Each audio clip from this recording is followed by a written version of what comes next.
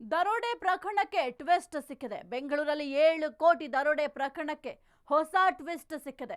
ಹಗಲು ದರೋಡೆಗೆ ಖಾಕಿಯೇ ಮಾಸ್ಟರ್ ಮೈಂಡ್. ಬೆಂಗಳೂರಲ್ಲಿ 7 ಕೋಟಿ ದರೋಡೆ ಪ್ರಕರಣಕ್ಕೆ ಹೊಸ ಟ್ವಿಸ್ಟ್ ಸಿಕ್ಕಿದೆ. ಹಗಲು ದರೋಡೆಗೆ ಖಾಕಿಯೇ ಮಾಸ್ಟರ್ ಮೈಂಡ್.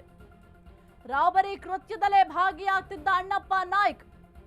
ಕೆಲವು ವರ್ಷಗಳಿಂದ ಕಾನ್ಸ್ಟೇಬಲ್ ಅಣ್ಣಪ್ಪ ಭಾಗಿಯಾಗಿದ್ದಾನೆ. ಈ ತರ ರಾಬರಿ ಕೆಲಸಗಳು ಏನ್ ಮಾಡ್ತಾರೆ, ಅವರಿಗೆ ಸಾಥ್ ನೀಡುವ ಕೆಲಸವನ್ನ ಈತ ಮಾಡ್ತಾ ಇದ್ದಾನೆ. ಸಣ್ಣ ಪುಟ್ಟ ಕೇಸ್ ಬಿಟ್ಟು ದೊಡ್ಡ ಪ್ರಕರಣಕ್ಕೆ ಸಂಚು ಹಾಕಿದ್ದಂತೆ. ದೊಡ್ಡದಾಗಿ ಹಣ ದೋಚಿ ಸೆಟಲ್ ಆಗೋದಕ್ಕೆ ಪ್ಲಾನ್ ಅನ್ನ ಮಾಡ್ಕೊಂಡಿದ್ದಂತೆ ಅಣ್ಣಪ್ಪ ನಾಯ್ಕ್. ಕಾನ್ಸ್ಟೇಬಲ್ ಆಗಿ ಕೆಲಸ ಮಾಡ್ತಾ ಇದ್ದ. ಬೆಂಗಳೂರಲ್ಲಿ 7 ಕೋಟಿ ದರೋಡೆ ಪ್ರಕರಣಕ್ಕೆ ಈಗ ಹೊಸ ಟ್ವಿಸ್ಟ್ ಸಿಕ್ಕಿದೆ.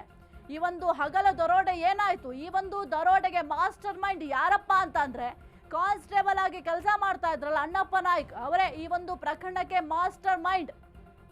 ಕೆಲವು ವರ್ಷಗಳಿಂದ ಕಾನ್ಸ್ಟೇಬಲ್ ಆಗಿ ಅಣ್ಣಪ್ಪ ಕೆಲಸವನ್ನ ಮಾಡ್ತಾ ಇದ್ರಂತೆ. ಈ ಒಂದು ರಾಬರಿ ಕೃತ್ಯಗಳಲ್ಲಿ ಭಾಗಿ ಕೂಡ ಆಗ್ತಾ ಇದ್ರಂತೆ. ಈ ಹಿಂದೆ ಕುಂಬಳಗೋಡನಲ್ಲಿ ರಾಬರಿ ಮಾಡಿಸಿದ್ರಂತೆ. ಇದೇ ಕೇಸ್ನಲ್ಲಿ ಕೆಲ ದಿನ ಜೈಲಿಗೂ ಹೋಗಿ ಬಂದಿದ್ರಂತೆ ಇವರು. ಭಾರತೀನಗರ ಠಾಣೆಯಲ್ಲಿ ಬೆದರಿಕೆ ಆರೋಪವನ್ನ ಹೊತ್ತಿದ್ದ. MG ರೋಡ್ ಬಳಿ ಕ್ರಿಕೆಟ್ ಬುಕ್ಕಿಗಳಿಗೂ ಕೂಡ ಜೀವ ಬೆದರಿಕೆಯನ್ನ ಹಾಕಿದ್ದಂತೆ ಈತ. ಕಾನ್ಸ್ಟೇಬಲ್ ಕೆಲಸ ಮಾಡೋದ್ ಬಿಟ್ಟು ಬೇರೆಲ್ಲ ಕೆಲಸ ಮಾಡಿದ್ದಾರೆ. ಇದೇ ರೀತಿಯ ಆರೋಪಗಳನ್ನ ಎದುರಿಸ್ತಾ ಇದ್ದ ಅಣ್ಣಪ್ಪ ಜೈಲಿಗೆ ಹೋದಾಗ ಒಂದಿಷ್ಟು ಹುಡುಗರ ಪರಿಚಯ ಆಗುತ್ತಂತೆ. ಜೈಲಲ್ಲಿ ಕೂಡ ಅಲ್ಲಿ ಫ್ರೆಂಡ್ಸ್ ಮಾಡ್ಕೊಂಡಿದ್ದಾರೆ. ಆದ್ರೂ ಎಂತವ್ರನ್ನ ಈ ರೀತಿಯಾಗಿ ಕೃತ್ಯಗಳಲ್ಲಿ ಭಾಗಿಯಾಗ್ತಾರಲ್ಲ ಅವರನ್ನ ಫ್ರೆಂಡ್ಸ್ ಮಾಡ್ಕೊಂಡಿದ್ದ. ಅವರನ್ನೇ ಬಳಸ್ಕೊಂಡು ರಾಬರಿಯನ್ನ ಮಾಡಿಸ್ತಾ ಇದ್ದ. CMS ಮಾಜಿ ಸಿಬ್ಬಂದಿ ಜೊತೆ ಸೇರಿ ಈ ಒಂದು ದರೋಡೆಗೆ ಪ್ಲಾನ್ ಅನ್ನ ಈತ ಮಾಡ್ಕೊಂಡಿದ್ದಂತೆ.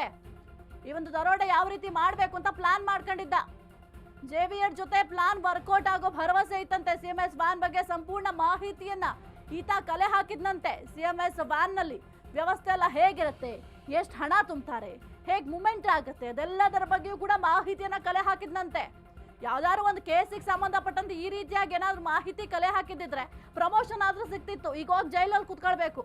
ಇಬ್ಬರು ಸೇರ್ಕೊಂಡು ದರೋಡೆಗೆ ಪ್ಲಾನ್ ತಯಾರಿ ಮಾಡ್ಕೊಂಡಿದ್ರಂತೆ. ವಾಹನದಿಂದ ಹಣ ಎತ್ತೋ ಬಗ್ಗೆ JVR ಪ್ಲಾನ್ ಕೊಟ್ಟಿದ್ನಂತೆ. ಹೇಗೆ ಎಸ್ಕೇಪ್ ಆಗಬೇಕು ಅಂತ PC ಅಣ್ಣಪ್ಪ ಪ್ಲಾನ್ ಕೊಟ್ರಂತೆ. ಒಂದೊಂದು ಪ್ಲಾನ್ ಮಾಡಿ ಎಕ್ಸಿಕ್ಯೂಟ್ ಅನ್ನ ಮಾಡಿದ್ರಂತೆ ಇವರಿಬ್ರು ಸೇರ್ಕೊಂಡು. ಇಲ್ಲಿ ದರೋಡೆಕೋರರ ಪಾತ್ರ ಎಷ್ಟು ಮುಖ್ಯ ಆಗುತ್ತೋ ಹಾಗೆ ಈ ಒಂದು ದರೋಡೆಗೆ ಯಾರು ಬೆಂಬಲ ಕೊಟ್ರು ಅನ್ನೋದು ಕೂಡ ಬಹಳ ಮುಖ್ಯ ಆಗುತ್ತೆ. ನಾವೀಗ ಕೊಲೆ ವಿಚಾರಕ್ಕೆ ಸಂಬಂಧಪಟ್ಟಂತೆ ಕೊಲೆ ಮಾಡೋದು ಎಷ್ಟು ಅಕ್ಷಮ್ಯ ಅಪರಾಧ ಆಗುತ್ತೆ, ಕೊಲೆಗೆ ಪ್ರೋತ್ಸಾಹ ಕೊಡೋದು ಕೂಡ ಒಂದು ದೊಡ್ಡ ತಪ್ಪಾಗುತ್ತೆ. ಅವ್ರಿಗೆ ಏವನ್ನ ಆರೋಪಿಗಳಾಗ್ತಾರೆ. ಇದು ಕೂಡ ಹಂಗೇನೆ. ದರೋಡೆ ಮಾಡೋರು ಎಷ್ಟು ತಪ್ಪಾಗುತ್ತೋ ದರೋಡೆ ಮಾಡೋದು, ಅದೇ ರೀತಿ ಒಂದು ದರೋಡೆಗೆ ಪ್ಲಾನ್ ಕೊಡೋದು, ಹಿಂಗ್ ದರೋಡೆ ಮಾಡಿ ಅಂತ ಹೇಳೋರು ಕೂಡ ದೊಡ್ಡ ಅಪರಾಧಿ ಆಗ್ತಾರೆ. A1 ಸ್ಥಾನದಲ್ಲಿ ಅವ್ರನ್ನ ಹಾಕ್ಲಾಗತ್ತೆ. ಹೆಚ್ಚಿನ ಮಾಹಿತಿ ನೀಡ್ತಾರೆ ನಮ್ಮ ಪ್ರತಿನಿಧಿ ಅರುಣ್. ಈ ಒಂದು ಪ್ರಕರಣಕ್ಕೆ ಸಂಬಂಧಪಟ್ಟಂತೆ ಓವರ್ ಆಲ್ ಇದೇನು ಪ್ರಕರಣ ಆಗಿದೆ, ರಾಬರಿಯನ್ನ ಮಾಡಿದ್ದಾರೆ. ಈ ಒಂದು ರಾಬರಿಯಲ್ಲಿ ಮಾಸ್ಟರ್ ಮೈಂಡ್ ಆಗಿದ್ದು ಕಾನ್ಸ್ಟೇಬಲ್ ಎಂಬ ಮಾಹಿತಿ ಕೂಡ ಸದ್ಯಕ್ಕೆ ತಿಳಿದು ಬರ್ತಾ ಇರುವಂತದ್ದು. ಯಾವ ರೀತಿ ವಿಚಾರಣೆಯನ್ನ ಮಾಡ್ತಾ ಇದ್ದಾರೆ ಆ ಒಂದು ಕಾನ್ಸ್ಟೇಬಲ್. ಈ ಹಿಂದೆಯೂ ಕೂಡ ಕೆಲವೊಂದಿಷ್ಟು ದರೋಡೆಗಳಲ್ಲಿ ಈತ ಭಾಗಿಯಾಗಿದ್ರಂತೆ. ಕಾನ್ಸ್ಟೇಬಲ್ ಕೆಲಸ ಬಿಟ್ಟು ಬೇರೆ ಎಲ್ಲ ಕೆಲಸ ಮಾಡಿದ್ದಾರೆ. ಒಂದು ವೇಳೆ ಈಗೇನ್ ಪ್ಲಾನ್ ಎಲ್ಲ ಮಾಡ್ಕೊಂಡಿದ್ರು ಅದನ್ನ ಕಾನ್ಸ್ಟೇಬಲ್ ಆಗಿದ್ದಾಗಲೇ ಮಾಡಿದ್ರೆ ಅಟ್ಲೀಸ್ಟ್ ಪ್ರಮೋಷನ್ ಸಿಗೋದು, ಯಾವ್ದಾದ್ರು ಒಳ್ಳೆ ಕೇಸ್ನಲ್ಲಿ ಏನಾದ್ರು ಕೆಲಸ ಮಾಡಿದಿದ್ರೆ. ಆದ್ರೆ ಈ ರೀತಿಯಾಗಿ ಈಗ ಹೋಗಿ ಜೈಲಲ್ಲಿ ಕುತ್ಕೊಳ್ಳೋ ಪರಿಸ್ಥಿತಿ ಈತನಿಗೆ ಬರ್ತಾ ಇರ್ಲಿಲ್ಲ. ಈ ಒಂದು ಕೇಸ್ಗೆ ಸಂಬಂಧಪಟ್ಟಂತೆ ಏನೆಲ್ಲ ಅಪ್ಡೇಟ್ಸ್ ಇದೆ ಅರುಣ್?